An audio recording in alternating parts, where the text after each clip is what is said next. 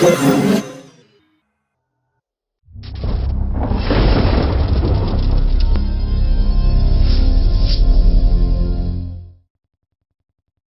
නිරෝගී වෙන්න කැමති ඔයාලට ගොඩක් වටින වීඩියෝ එකක් තමයි අදත් අපි අරගෙන ආවේ.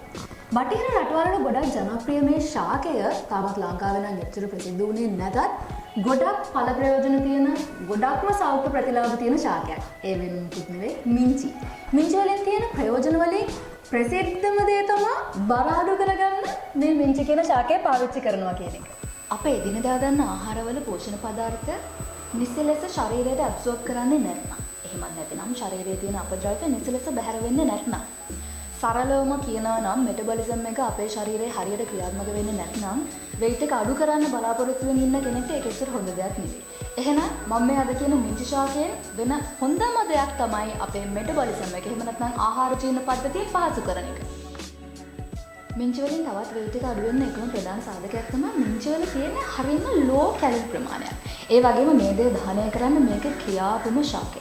ඉතින් මෙන්න මේ කාරණා නිසා මිංචි කියන ශාකය හරිම ජනප්‍රියයි පිට රටවල් වල ෆැට් එක ලොස් කරන්න. එහෙනම් weight එක ලොස් කරන අයට මේ කියන පානය හරිම ප්‍රසිද්ධයි. weight එක ලොස් කරනකට අමතරව මේ මිංචි කියන ශාකයෙන් ලැබෙන ඵල ප්‍රයෝජන ගොඩක් තියෙනවා. පණුව අමාරුවට එහෙම නැත්නම් ස්කින් එක පැහැපත් කරන්න ඕනි කෙනෙක්ට, ප්‍රතිශක්තිකරණය වැඩි දියුණු කරන්න ඕනි කෙනෙක්ට, එහෙම නැත්නම් ශරීරයේ තියෙන දද, විබිලි, කුෂ්ඨ වගේ රෝග තියෙන කෙනෙක්ට ඊටත් අමතරව තවත් ගොඩාක් දේවල් තියෙනවා. මේ සියලුම දේට මේ මිංචි කියන ශාකයෙන් ලැබෙන ප්‍රයෝජන ගොඩයි. ඉතින් අද මම කතා කරන්නේ මගේ channel එකේ weight එක loss කරන්නේ කොහොමද කියන එකනේ මිංචි වලින්. ඉතින් මම සූදානම් කරගත්ත පානයන් 4ක් මිංචි වලින්. එහෙනම් අපි ගිහින් බලමු මේ පානයන් 4 කොහොමද ලෑස්ති කරන්න කියලා.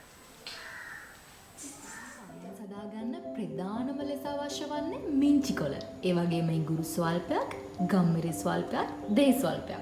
ඒ වගේම උණු වතුරත් උවමනා වෙනවා. ඉතින් මම මුලින්ම සාදගන්න යන්නේ මිංචි ටී එකක්. මේක නම් හරිම සිම්පල් විදිහට හදාගන්න පුළුවන්. මිංචි කොළ 4-5ක් විතර කෝප් එකකට දාලා උණු වතුර ටිකක් දාන්න.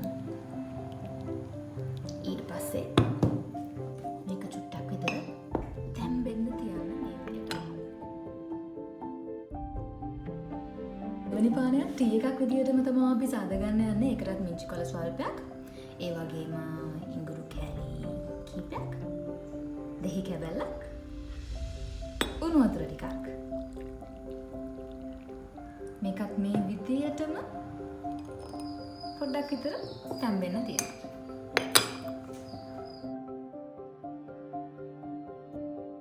ඉතින් තුන්වෙනි පානයට මම මේ කෝල් වතුර එකක් තමයි අරගෙන තියෙන්නේ. අපිට ඕන නම් normal වතුර එකක් හරි ගන්න පුළුවන්.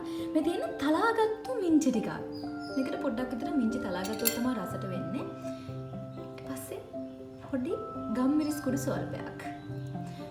මේ පානය weight එක loss කරන්න කියාවුම පානයක්.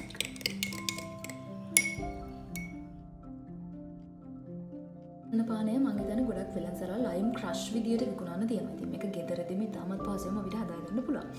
පොඩි මිංචි ඉති කැබැල්ලක්, දෙහි කැබලි දෙකක් දාලා පොඩි වෙලාවක් තියන්න හරින්න.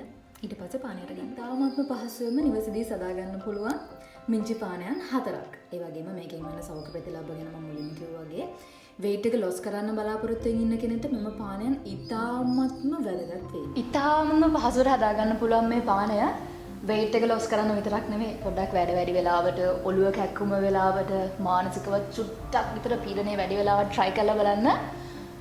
සුපර්.